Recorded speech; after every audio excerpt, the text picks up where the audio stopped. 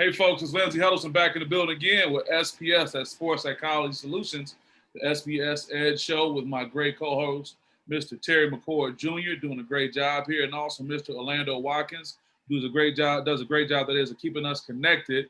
I like to say he is Houston, and we are NASA out in the world sharing this message. Want to shout out to Streets Are Talking Podcast Network. Shout out to my guy Don in Houston, my guy Clarence Babor, Sumo, affectionately known, but also want to give a special shout out, Terry, to attorney Cameron Bell of the Oliver Law Group, who is a great sponsor for tonight's show, as well as sponsoring the Michigan State versus Northwestern game that I'll be at tomorrow. I want to thank Cameron for his friendship. He came on the podcast, and we did an interview down in Detroit, the Motor City Smoothie Company. He talked about being an attorney and what he had to go through to be that. Also talked about driving while black, which is very interesting. So we'll get back to a little social justice later in the show. Terry, you've done a great job of putting this show together. You've always sent me good stuff, and I like to be able to look it over and add my 2 cents. As I told you, you brought the meat, and I brought the side dishes, man, so we can get down. So how you doing, man? Happy Thanksgiving. Yes, sir. To you too. And it was a good, abbreviated Thanksgiving. I went and saw my parents and saw a girlfriend's parents and kept it low key and went back home and got into a food coma and slept for about 4 or 5 hours and, woke up and got straight back to business. So no, that's good living, man. Like we were talking with Orlando a second ago, this is a different year. This may be the only time that we have this abbreviated Thanksgiving. I want to give a shout out to Governor Whitmer for, putting it out there that, hey, let's keep it low key. And I think a lot of people have heeded that. And I think that's just good for healthy living. If you don't believe it's real, look at ESPN ticker, man. All the games that have been canceled. I think there have been 130 NCAA basketball games canceled. We see numerous football games canceled. It also gives, credibility to, Michigan State football and basketball that they've been able to continue without having these cancellations. But I know that's what we're going to kick off the show with. Even before we say that, I just want to put a note out there for those who may be following us. January 4th, to my understanding, Terry, will be the kickoff of MHSA basketball season. That's going to be something to look forward to. I think they can get back in the gym December 9th, but they have to wait until the 4th, I think, to be able to actually play games.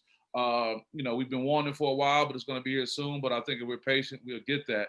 But tomorrow, be careful what you ask for. That's me. I'm speaking to myself.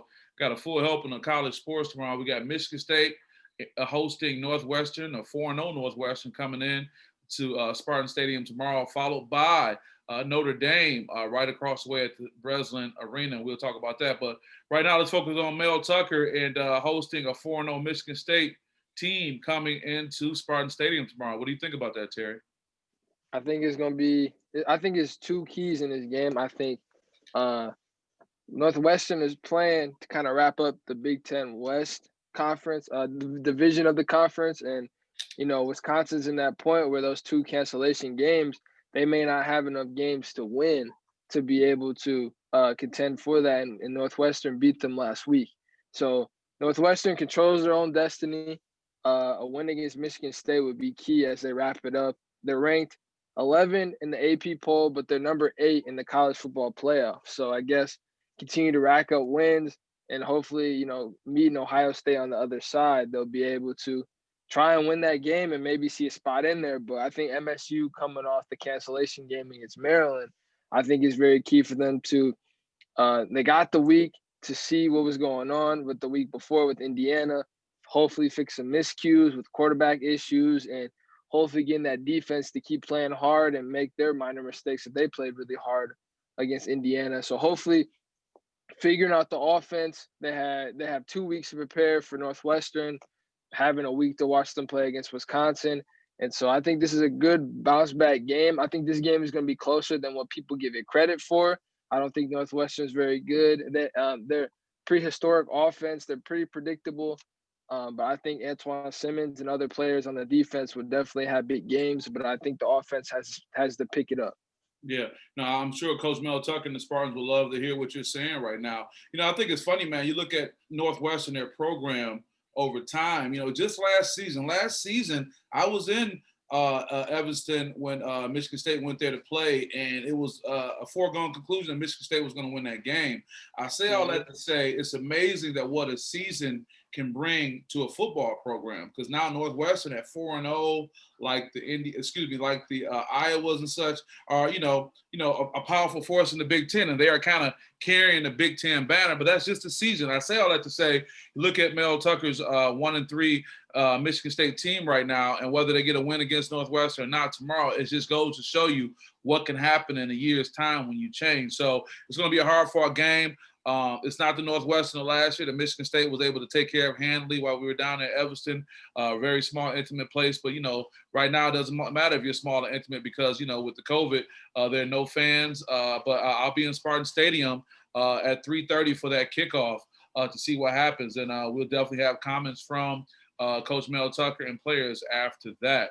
You've been keeping an eye on college football too, Terry, talking about Coach Nick Saban, and is it a second positive COVID test? I mean, what's going on over here? And they talked about rescheduling the Alabama LSU game. I know that's not a big moneymaker this time around, considering LSU is 2-3 and Alabama is 6-0. But explain to me how Nick Saban has possibly tested twice for COVID, tested positively twice for COVID. I mean, you would think, just like how Coach Izzo said a couple weeks ago, you'd learn from the experience, and having testing positive once and putting your team in that situation where they might lose their head coach.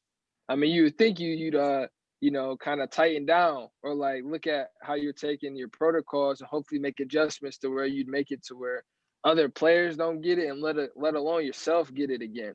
So, I mean, it's sad to see that's happening. I mean, you'd think that maybe university would want, their star coach and their big time coach to stay healthy and be able to be around his team.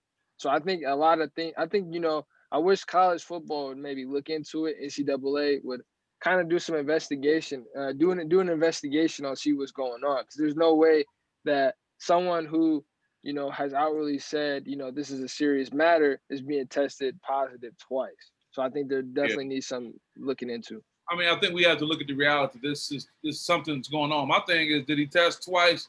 Did he test positive twice, or does he still have it from the first time? I mean, right.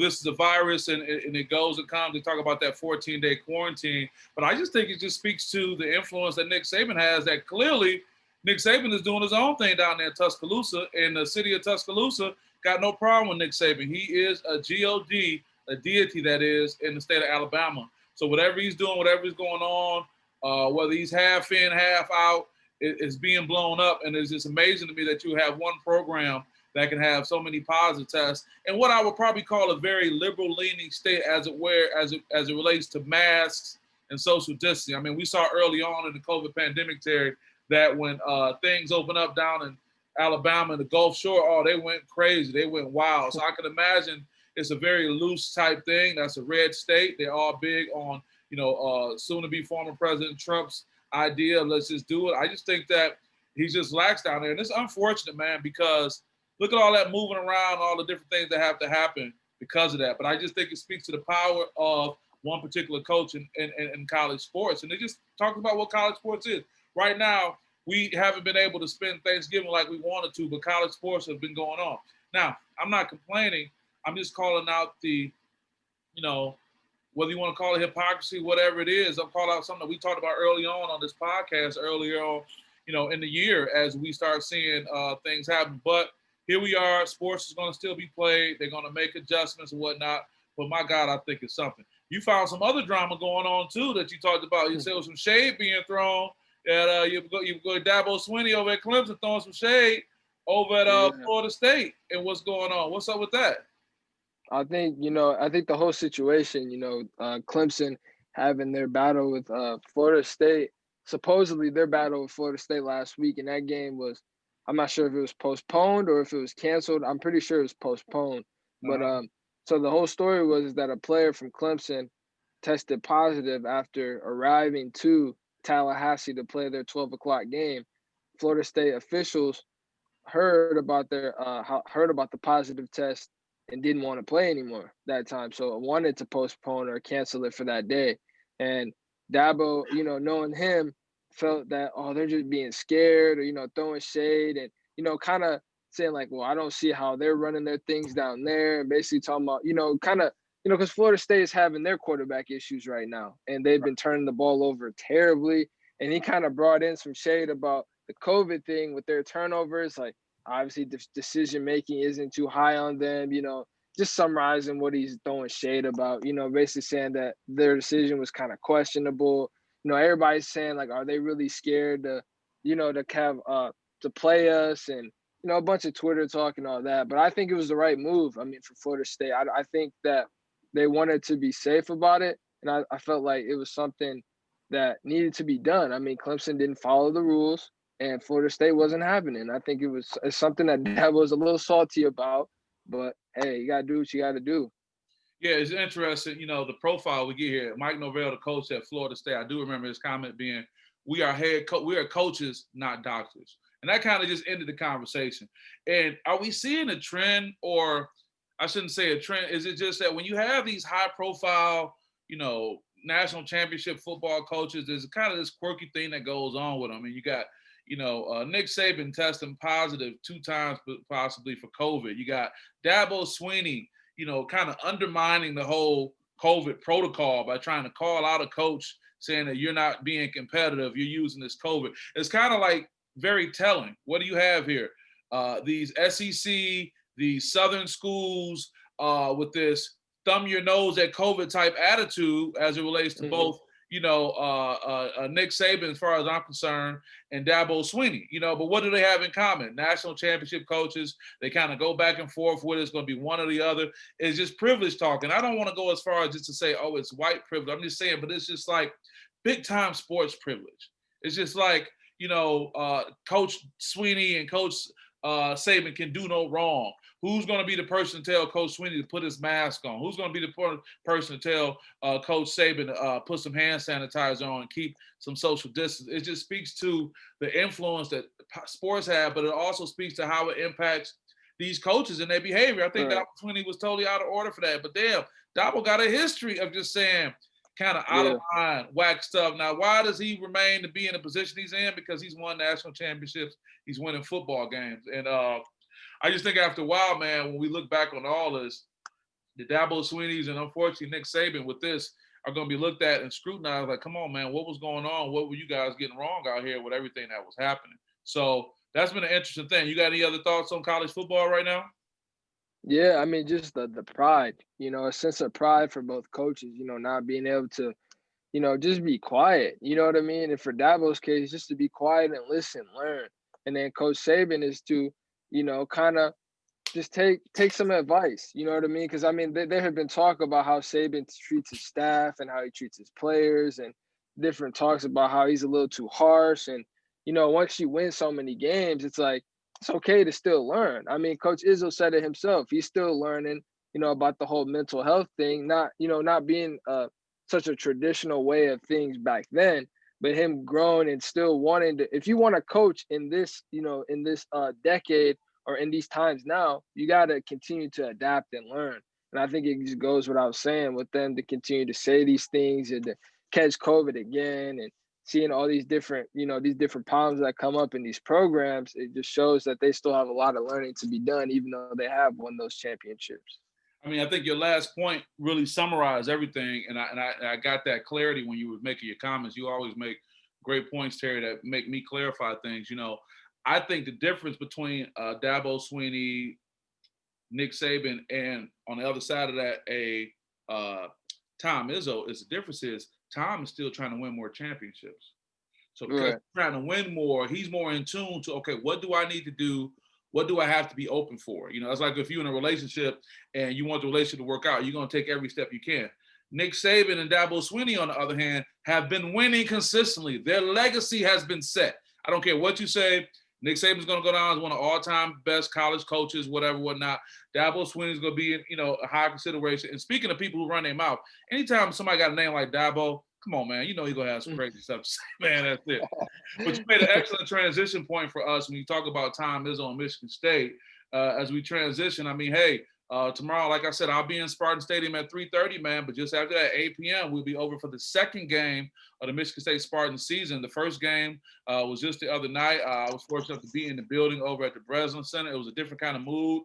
It was only media allowed. We were on the concourse surrounding the venue. If people don't know what area that is, that's the place that you enter at or where the suites are, and it was a great setup. I want to shout out Michigan State Communications. It was an excellent setup for work and to be able to be close as you could. I mean, we were literally in the bubble, if you will, the college bubble, and it was interesting. It also was the first day back for Josh Langford in 2 years. And I have to say, full disclosure, Josh Langford is a very good friend of mine. I really like that young man. We have a real great relationship. So it was good to be able to not only see him hit his first shot, because I saw he was, I want to say 1 for 4, 1 for 3 at first, but it was that fourth one. And, as a ball player, Terry, when you watch sports, when you know the shot is going down, it's like I remember him getting it on the wing and seeing him go up. I was like, oh, that's it.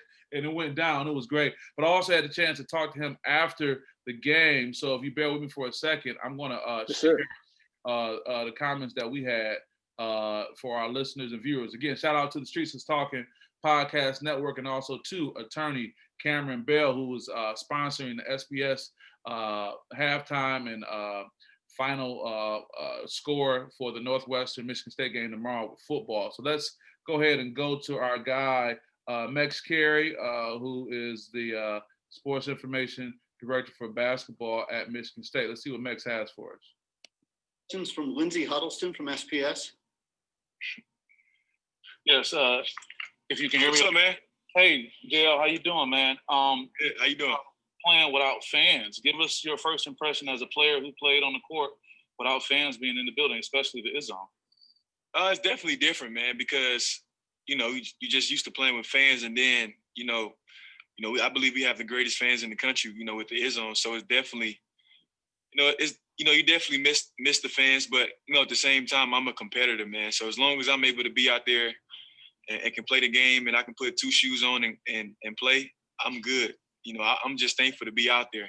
Like I said, 2 years ago, I didn't think I would be able to be back out there. So it's just a blessing to be able to just lace my shoes up again. Yeah, and a quick follow-up, that consistency that you talked about, what did it take to keep the consistency? I saw you clapping on the sideline, but what was it like to keep that consistency going? It definitely,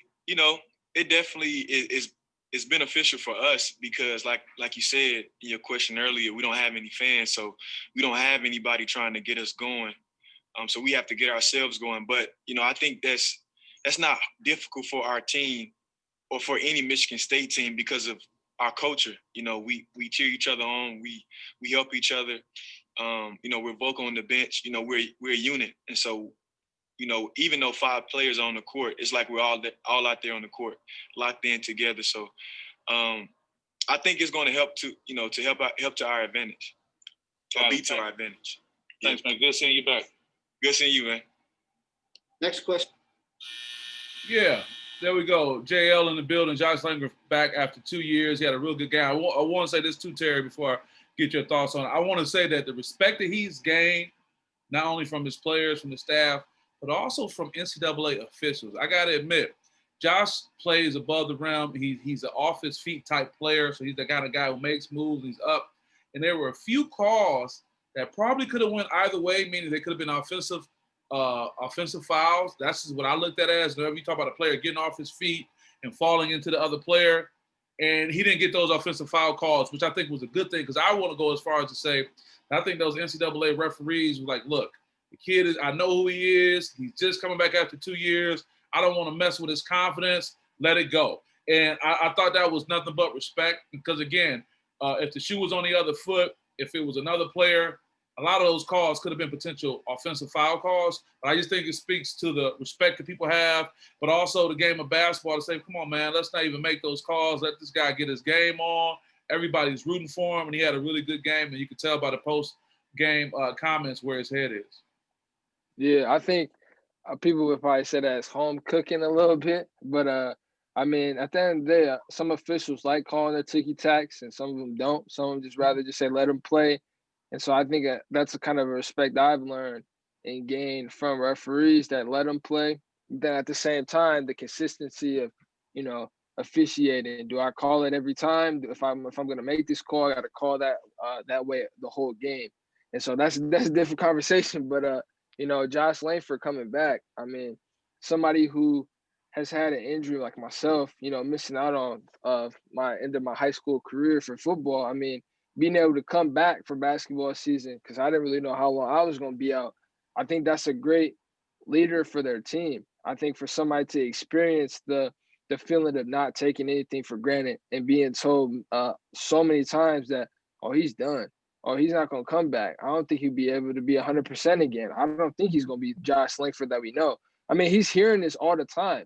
I mean, I know he's on Twitter and I know he's on ESPN.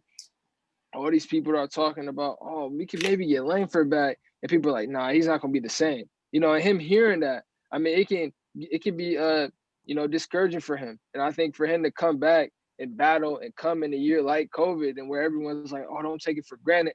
I think he's a good vocal point, and I'm glad he's the vocal point in that locker room to let these guys know that, hey, we're here to compete. I don't care if there are any fans. It could be only Izzo and their coach out there. We here to play. You know what I'm saying? I'm blessed to be able to be out here and be able to even play. So I think that it's great that he said that because it shows his character. Yeah, it does. And, you know, it's interesting how fortunate Michigan State is. You lose, you know, literally NBA players and Cassius Winston and Xavier Tillman, second-round players. They're gone. Their leadership is gone. Their presence is gone. But you're able to kind of backfill that with a veteran player like a Josh Langford. I mean, who gains respect. He's salt of the earth. Everyone knows that he's extremely vocal about his religious convictions, which I respect. And just all around a good dude's going to play. I remember years ago at Moneyball when Gabe Brown first entered the scene, Josh Langford ended up being the first player that we can remember end up getting a technical foul. And I think ejected from a Moneyball game because he got so caught up playing with Gabe and in my opinion, frustrated a young Gabe Brown that they got into a little skirmish and Josh ended up being on the end of a technical. So I say a lot to say his impact and his influence is enormous because normally a guy like Josh Langford would have already transitioned. In a healthy life, he would have already been in the NBA. He would have already been that guy coming back on the sideline, but now he's still there. And what a great person that could be there to help kind of hold this team together. You got Joey Hauser, who's making his way in now. He's finally gets playing time. And I got to admit, man, Joey's looking like a monster. Man, that man lived in the weight room. You can see it. You can see his size. You can see his power, his game coming to his own. People have always been questioning Foster Loyer, but Foster had a breakout game. He had a season high against Eastern Michigan. Now, to Eastern Michigan's credit, they were down 6 men. Coach Rob Murphy, I have the pleasure of knowing, a real good dude. They were down 6 men. So as Coach Izzo talked about, and I'll play that clip for Coach Izzo really soon, he talked about the fact that Rob had the right to cancel that. They could have pulled out of that game because based on COVID issues, they were minus like 6 players, but they stayed with it and they went out there and played and tried to compete the best they could. But it was interesting being there, man, in the building, seeing this new setup. I do feel very fortunate to be part of the small cadre of media members to be able to be in there. And it's almost like, you can't get down on the court, you can't have those face-to-faces, but you appreciate the space you're in. And with technology, I'm able to zoom in on some things. And it was even one point after the game was over, because we were still there interviewing Coach Izzo and other players, Gabe Brown came back onto this court and put some shots up. And I was able to get a shot of that, get on social media, and it got a really good response. Some people even saying, hey, Dad, Gabe's still working because, he had a very close relationship with his dad who passed away. So those little things are still cool that if you have the sportsman's eye, the sportsman's heart and passion, and if you're willing to be the last guy in the gym from an observer standpoint, or in my particular role as a sports psychology consultant, you can still pick up those nuggets and share that, And speaking of nuggets, man, I want to go to Tom Izzo's comments post-game. And it was so interesting, man. As a member of the media, I'm always kind of looking for, the storyline. It could be the score. It could be whatever happened in the game. But for me, that came immediately, Terry, at the beginning of the game when they were playing the national anthem as well. It started, man. It really started out with them playing Meek Mill, Glow Up. So I'm feeling that. Okay. Meek Mill, right? That's always something to get hype on. But then after that, they played the Black National Anthem. And I was like, oh, for real? Okay. And then, of course, it was followed by the Star Spangled Banner, not to be confused with the God Bless America, which was the little mini little fluff that I had when I was describing that. So let's go pull this up. Let's hear Coach Tom Izzo after the game. All right, Tom. 1 second. Hold on. We'll get this going. So for those who are listening, they can hear it. But those who may see the video, it'll be there. And give me one moment. And here we go. Question is from Lindsay Huddleston. Hi, Tom. We've been so preoccupied with COVID that we almost forgot what the summer was like. You were very vocal getting out front for social justice. Before the game started, the Black National Anthem played, followed by God Bless America, and the players are wearing shirts that say, I am because we are. What does that say about you, your players, and your program? Well, you know, we looked at the Entomb, I think it's called. Doc Rivers, it was a battle cry that he had for his team 3-4 years ago.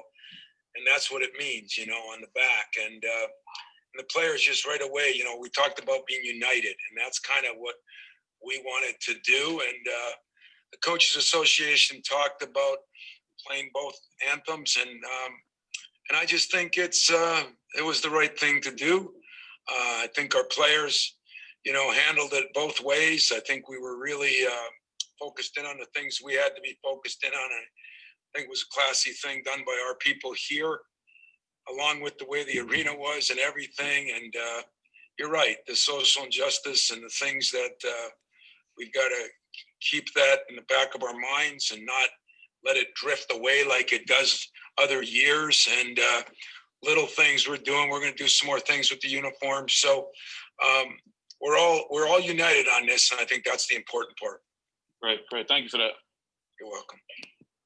Yeah, Terry. I mean, we had to keep it all the way 1,000. You know, there are a lot of things we could have talked about, but you know, with your help since the beginning of this podcast launched some 10 plus episodes ago, we've been talking about social justice. I mean, we were right out here talking about what was going on in the streets with George Floyd and all over the world and Black Lives Matter. I mean, we were really using this platform to get it out there. So for the opening game to have such a distinct difference when you talk about, like I say, the Meek Mill, you're going to hear the hip hop, you know, getting the guys ready, but you get that cultural aspect, then the Black National Anthem, and then the National Anthem.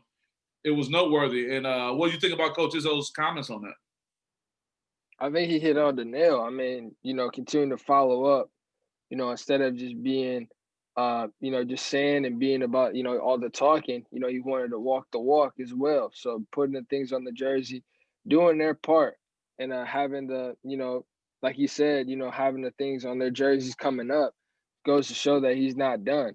And he's going to continue to do his part and speak on, you know, social justice problems in America. And I think he's doing everything that he should be doing.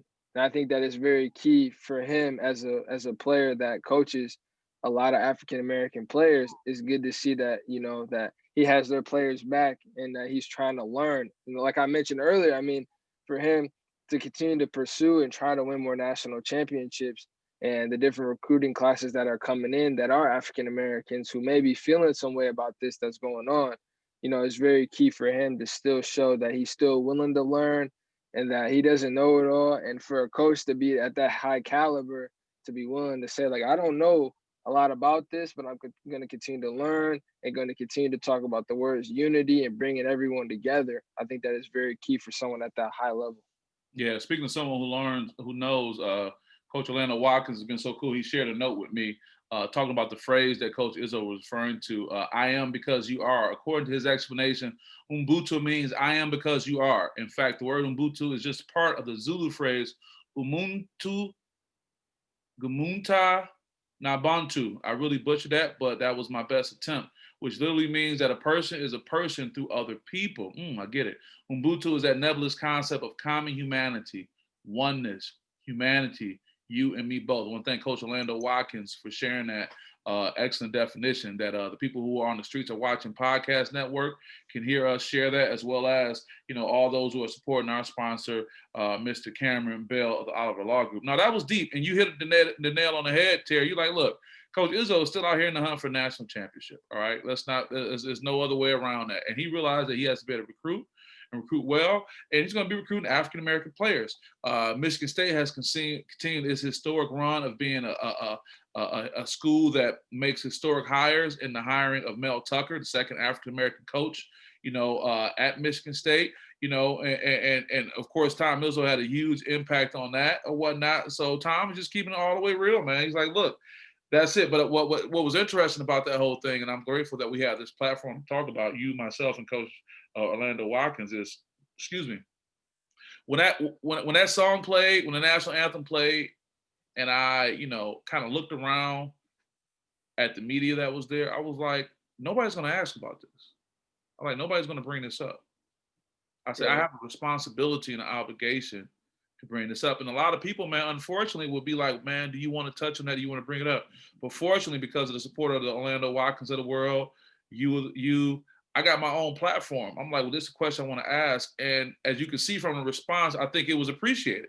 I think it was appreciated that he had an opportunity to explain and to express, and he even gave us a little bit of insight. There's going to be some more of that. So I think that speaks to the importance of having diversity in your press pool, but also, man, having people who are comfortable asking those questions. Again, what other news outlet would have kind of wanted that to be the question without being questioned by their higher ups? Well, why'd you ask that? Or why that? But me, on the other hand, I mean, it was a perfect scenario, man. I'm grateful for having that opportunity to talk about that.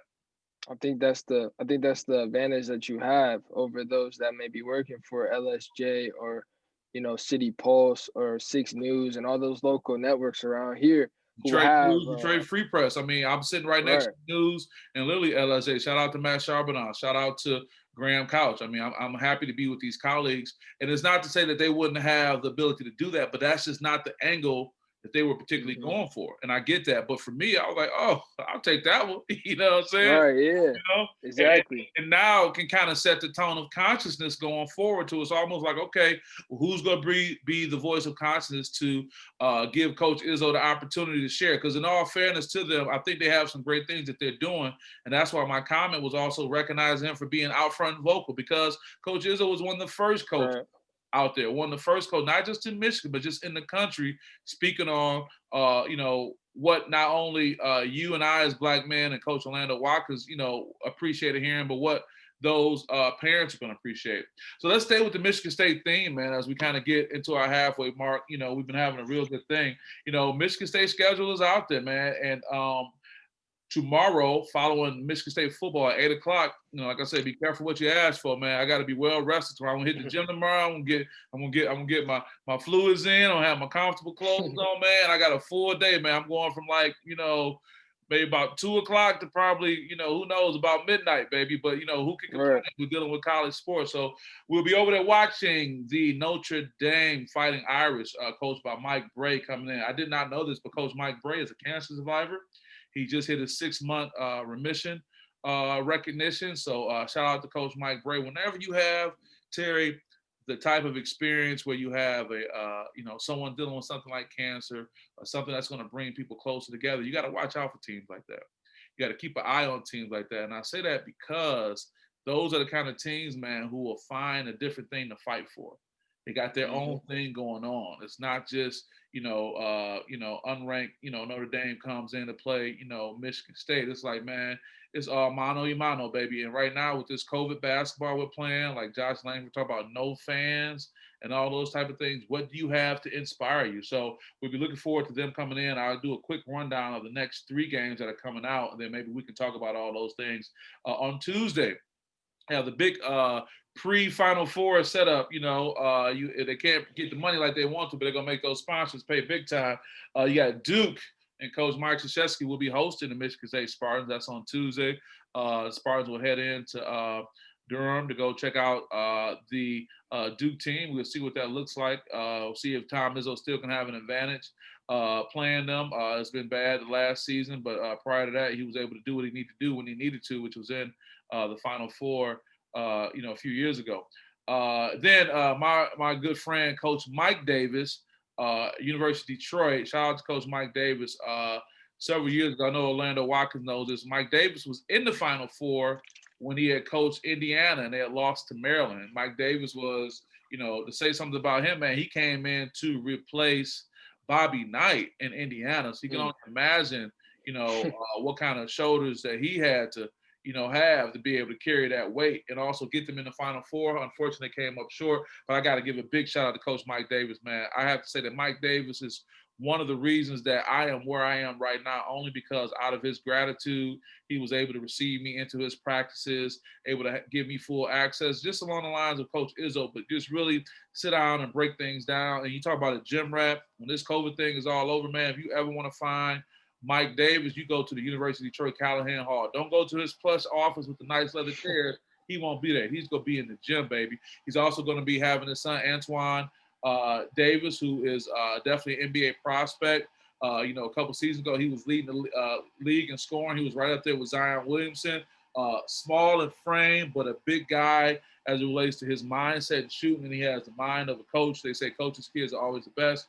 And then on Sunday, I believe Western Michigan is going to be coming to town with their new coach, Clayton Bates. And also got to give a shout out to their new assistant coach, second-year assistant coach, Thomas Kelly, who was on the Michigan State staff. TK, real good dude. That's my guy. He's representing West Michigan, but he's out there at my alma mater, Western Michigan, and the sweatshirt that you seem to have on right now. You represent for the Broncos right now. Yeah, I see that Bronco love. But, yeah, man, that's the first week of basketball for Michigan State. So going from their game against Eastern Michigan the other night up until now, what do you think about these matchups there? I think they could potentially go 4-0 this next week. For technically 5-0, but the 4-0 with the games that you listed.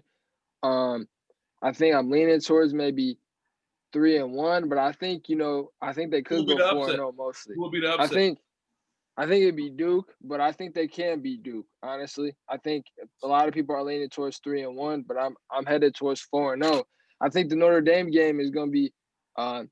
I think that one's going to be a little easier. I think it's going to be tough at first, but it's Notre Dame's first game of the year, and I think with MSU having their first game under their belt, and going through it with the experience of no crowd, and being able to get some shooting in and some game time situation plays in. Getting their players going last game against Eastern Michigan, I think that's going to be a win. I think Duke is going to be tough, though, because Duke has a lot of talented players. One thing that kind of has me nervous, is about who will someone help Aaron Henry in the backcourt for defense. I think Foster Lawyer's defensibility has been, kind of a liability, and it's been a question that physical stature standpoint, he's just a small guard. He's not a big guard. So I think, honestly, I think that's going to be a problem that they run into. I mean, just athletically. Duke is known for having big guards. Right. And I think any team that you play against, whether it's Ohio State later in the road or, I think Foster would do okay with an Iowa maybe, or better teams, but don't have that much the great guard play. I think Rocket is going to have to step up that game. I think Rocket was a little banged up last game, but I think he's definitely going to have to shoot the ball well, defend at a high level, going against their great guards over there at Duke, their freshman class coming in. I think it's going to be a really good game. Duke has a lot of firepower, so I think off the bench, Gabe Brown needs to continue to shoot the ball incredibly well like he did. I mean, Eastern Michigan, people don't really know this a lot, but don't know this very well, but Eastern Michigan has, led the MAC in field goal percentages made on defense. So their field goal percentage on defense was the best in the MAC. So they have great defense, as you've seen, the trapping and their zone defense. And so it gave guys like Foster and Gabe, shooting the ball with confidence, Josh coming in, hitting shots too. I think it gave them confidence. So I believe that it'll carry over. And hopefully, I always give Izzo's teams a good chance to win with their defense and their ability to lock down, shrink the floor, make teams shoot harder shots that they may not want and feel comfortable with. So I think they have a great chance. Detroit's going to be tough with Davis coming in, but I think MSU has too much firepower, so I think they're going to win the next two. But Duke is going to be an early test. That's a good call. It's funny about Duke, and it's kind of get into what we'll wrap up. Our session with our time is fine, but that's always when you put these great topics together. Here's my question to you about Duke. Is it to Michigan State's advantage to beat Duke now, or would it be to their disadvantage? And I only say that because my concern about beating Duke early in the season, early on, is that them guys, man, they're here to be in the clouds. Now, I know Tom Izzo will do everything he can keep them down to earth. But my concern would be for a team like this that is not really veteran heavy, with the exception, of course, Josh Langford. But, you know, if this team getting on a high horse and beating a Duke in Cameron, will that set them up for future failure? Or if it's a hard-fought game and Duke has the edge and they win, will it keep those guys locked in to be able to go as far as possible, you know, in the national championship tournament? I think with the Big Ten and how deep they are this year, you see how Iowa's playing, and you see Purdue has a decent team. You see Rutgers, Ohio State, you know, those top teams coming in that have good teams. So I think right now, I like your point's solid, valid, but I think with COVID and the way that things are looking, and you may not know, you know, you may not have games, as many games as you may be thinking. That's a good take point. the win. Take the win, how you can get them. I think the magic number right now is 13. I think what Terry did, I know what he did, Coach. He touched his earbud, trying to adjust it, and it hung up from the call. So he'll be coming back. He's in the waiting room now. I guess I'll let him back in. You know? Yeah, you touched that earbud. That's what you did. You're good. You're good. Turn your let's get you off mute. There we go. I apologize. Came back quick. Next thing I know, it said Terry McCord is in the waiting room. I said we should let him. Sir. But no, so you get my point. You make an excellent point. You're right. In this time of COVID, you got to get in where you fit in, get your games in. Because I believe the magic number is 13.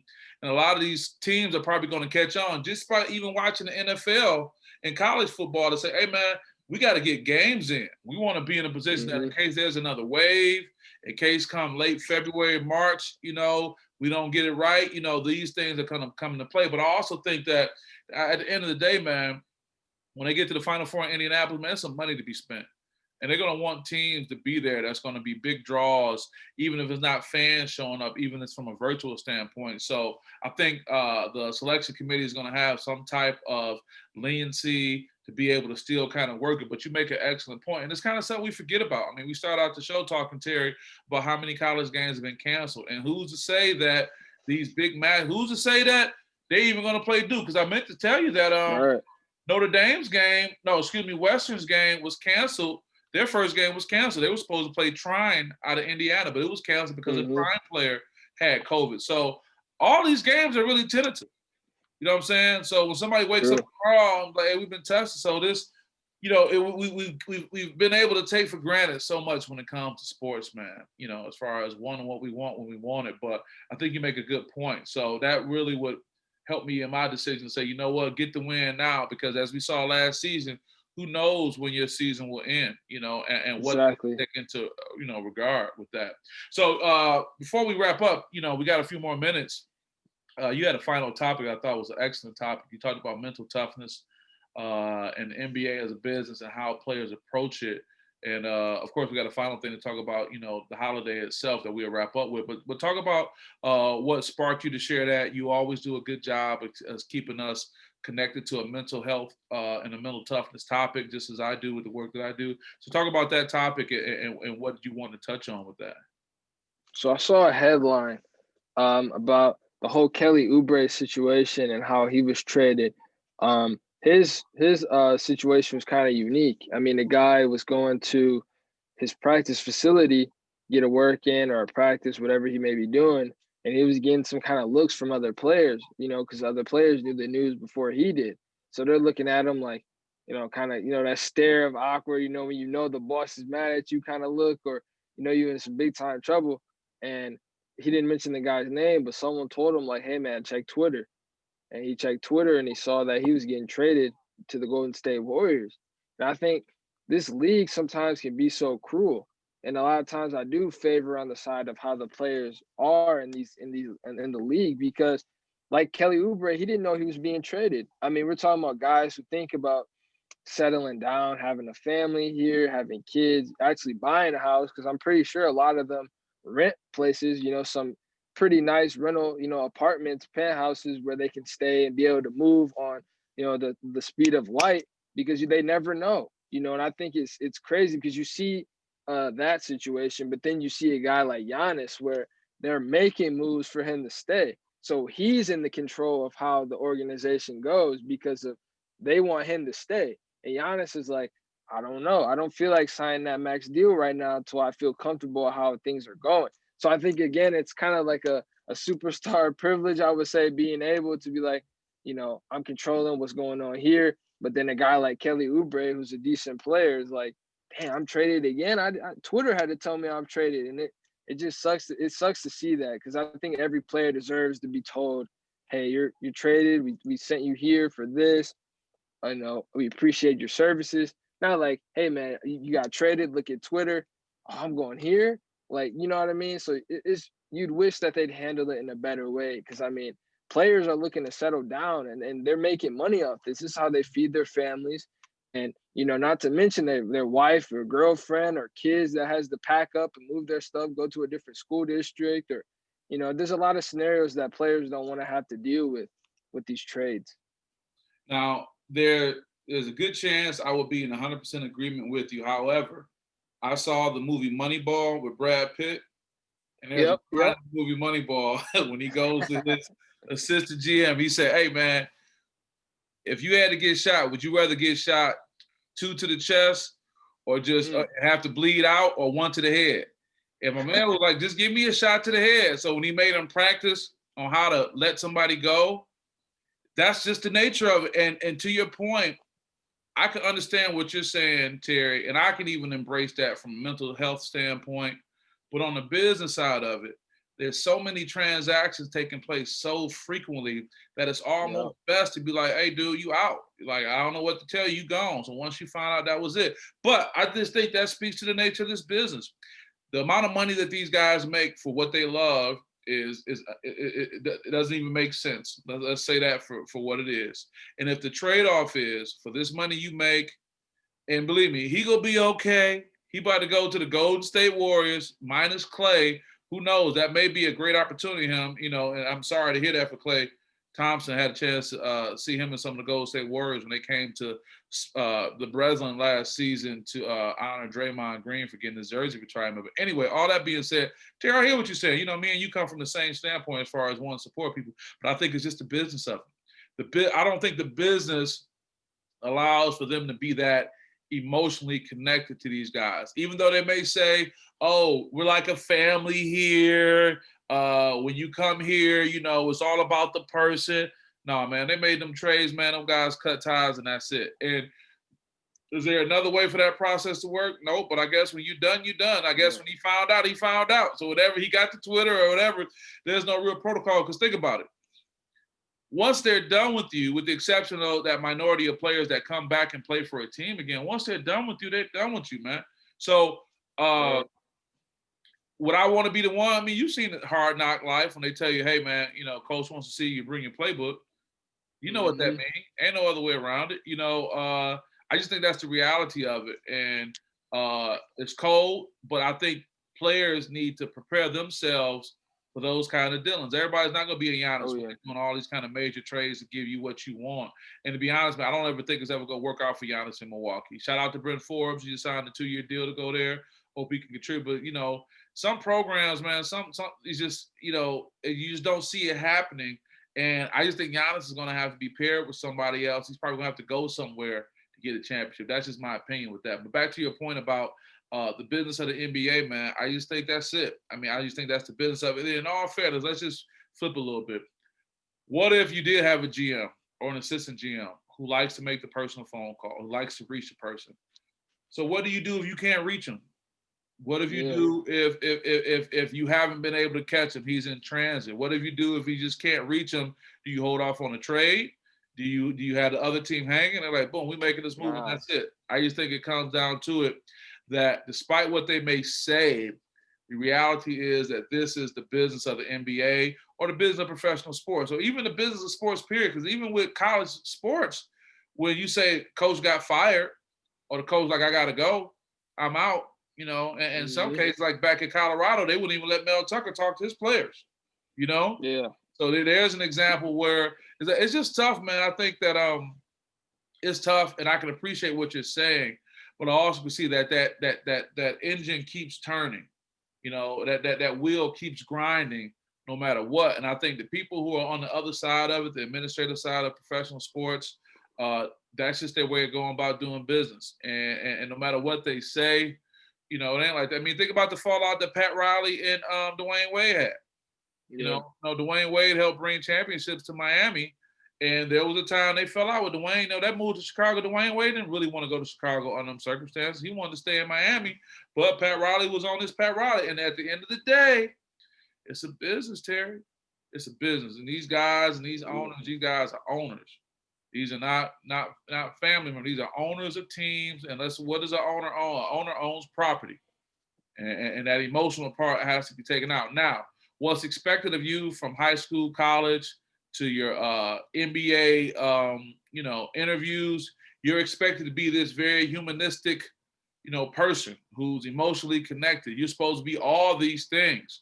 If you went into a general manager's interview about a team and you took the GM's approach and attitude, you'd probably be blackballed from the league.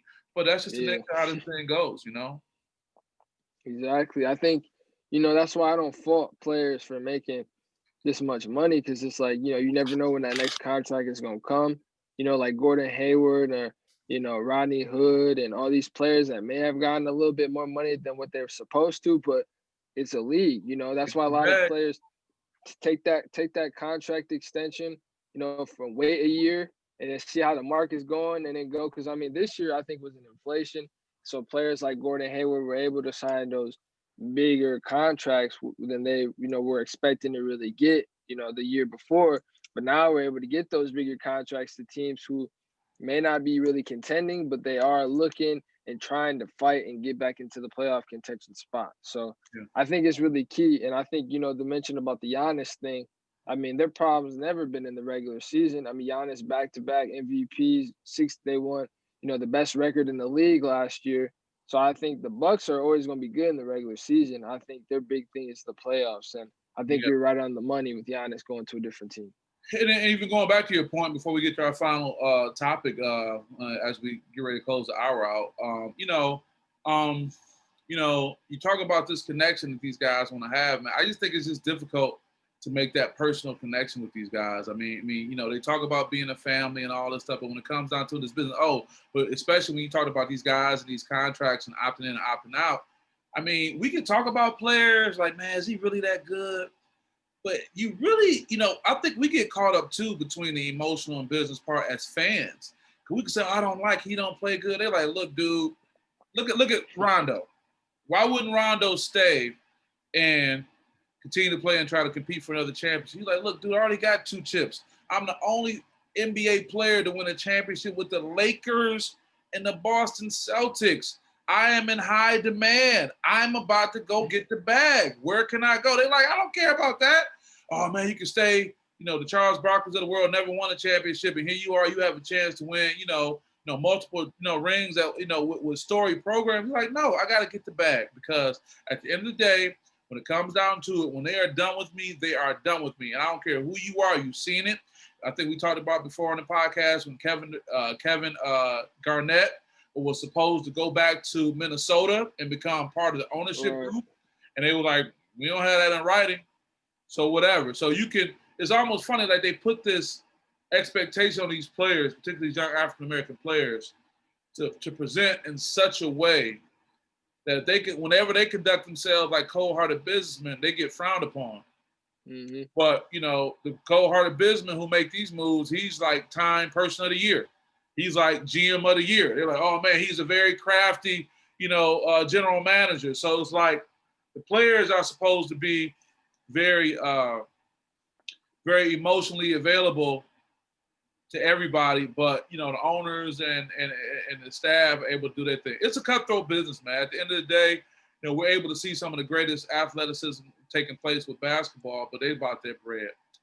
I'm watching the clock, man, and we've been doing a really, really good job. I think we've had a great, great show. I want to thank Orlando Watkins for doing what he's doing. I want to thank you. But before we go, a few more things. Again, I want to thank Attorney Cameron Bell for being the sponsor of the SPS game with Michigan State versus Northwestern. He's going to be sponsoring the halftime score as well as the final score.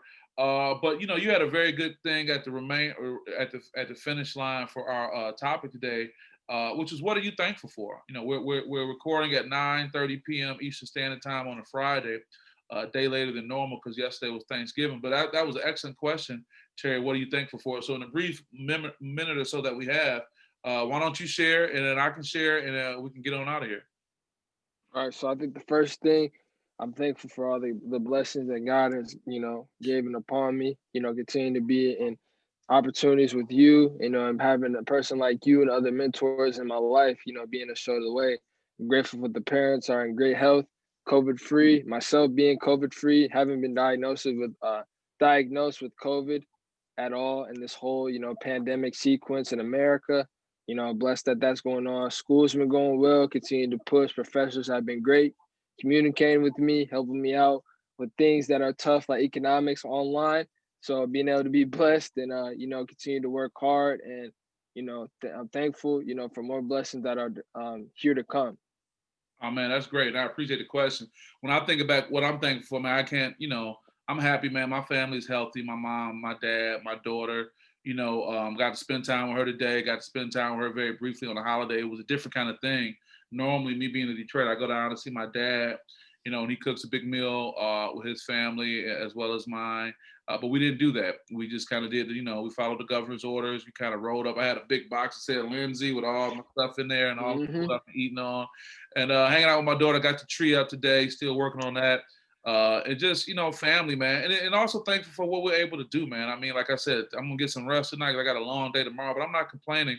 I am very fortunate. You are very fortunate. Coach Watkins is very fortunate that we're able to, live our life through sports, and so many people are on the outside looking in or so caught up in actually playing it. But here we are. We've been able to find something that we can do to contribute to the games that we love so much, but also contribute to, humankind. I think that what we bring, we don't call to hate on people. We don't call to trash talk people.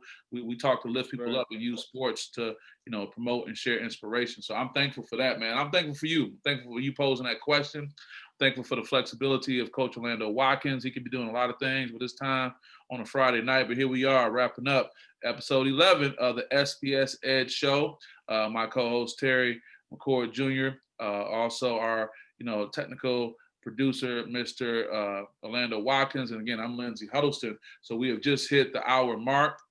This is going to be airing on the Streets of Talking podcast. Shout out to Don, and Sumo representing. And again, thank you, Attorney Cameron Bell, for your sponsorship. So with that, man, I'm just going to say thank you. Thank you for putting together a great show. Terry, look forward to seeing great things for you to come. And with that, we'll say goodbye until we see you guys next time.